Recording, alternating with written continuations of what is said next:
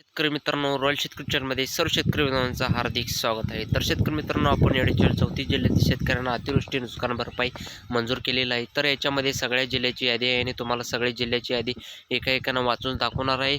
तर या एका या यादीचे काय काय आहे तर 13,700 रुपये बागायतीसाठी आणि हेक्टरी 27,000 बागायतीसाठी शेतकरी हेक्टर 36,000 रुपये असे 9 वार्षिक ट्रान्सफर करण्यात आलेला आहे आणि राज्य सरकारने मंजूर केलेला आहे. आणि यामध्ये आपण पाहायला गेलं तर कालच 22 जुलै 2025 रोजी राज्य सरकारच्या माध्यमातून एक महत्त्वाचा असा अपडेट घेण्यात आलेला आहे. तर या स्क्रीनवर JR बघू शकता आणि या JRच्या माध्यमातून अतिवृष्टी नुकसान भरपाई आणि या JR मी निर्मित केलेला आहे. तर याच्यामध्ये पहिला जिल्हा आहे लातूर आणि लातूर जिल्ह्यातील 84 शेतकऱ्यांना 7,44,000, छत्रपती संभाजीनगर जिल्ह्यातील 750 शेतकऱ्यांना 40,24,512 शेतकरी, एकूण 40,68,000, हिंगोली जिल्ह्यातील 24,023 शेतकऱ्यांना 3,15,000 रुपये असे, नांदेड जिल्ह्यातील 102,000 शेतकऱ्यांना 10,60,000 रुपये, बीड जिल्ह्यातील 193 शेतकऱ्यांना जवळपास 19,60,000 आणि लातूर जिल्ह्यातील 142 शेतकऱ्यांनी 67 लाख शेतकऱ्यांना, धाराशिव जिल्ह्यातील 434 शेतकऱ्यांना आणि 66,83,000 आणि एकूण नुकसान झालेल्या शेतकऱ्यांना 2,44,00,000 रुपये असं. याचबरोबर कालखंडामध्ये छत्रपती संभाजीनगर, जालना, परभणी, हिंगोली, नांदेड, बीड, लातूर आणि सर्व जिल्ह्यातील शेतकऱ्यांना, या सर्व जिल्ह्यातील 365 शेतकऱ्यांना जे काही 98 लाख रुपयांचा असा झालेला आहे.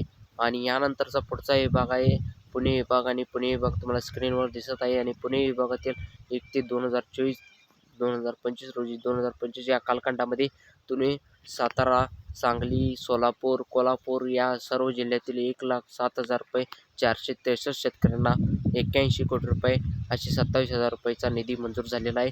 आणि यानंतरचा विभाग आहे तो म्हणजे नाशिक विभाग आहे. नाशिक विभागामध्ये जे काही हेक्टर 2025 कालखंडामध्ये झालेल्या नाशिक जिल्ह्यामध्ये धुळे, नंदुरबार आणि या शेतकऱ्यांना एकूण 27 कोटी रुपये 700 लाख रुपये निधी मंजूर झालेला आहे.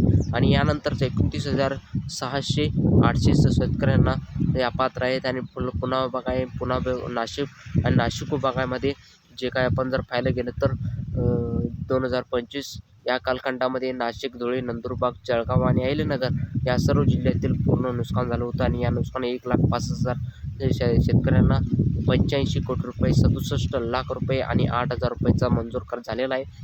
आणि यानंतरचा मित्रांनो पुढचा विभाग आहे कोकण विभाग. आणि कोकण विभागातील फेब्रुवारी 2025 म्हणजे या तिन्ही विभागाचा साठी त्यांचं पाहायला गेलं तर हेक्टर 2025मध्ये सिंधुदुर्ग, ठाणे, पालघर, रायगड, रत्नागिरी आणि या सर्व जिल्ह्यातील 966 शेतकऱ्यांना जे काही 1,34,25,000 रुपये. हे आपण जर पाहायला गेलं तर पुढचा विभाग आहे माहिती आहे. यामध्ये आपण जर 25मध्ये ठाणे तालुका, रायगड, रत्नागिरी आणि या कालखंडामध्ये या शेतकऱ्यांना 9,38,00,000 रुपये असे जमा करण्यात आलेला आहे.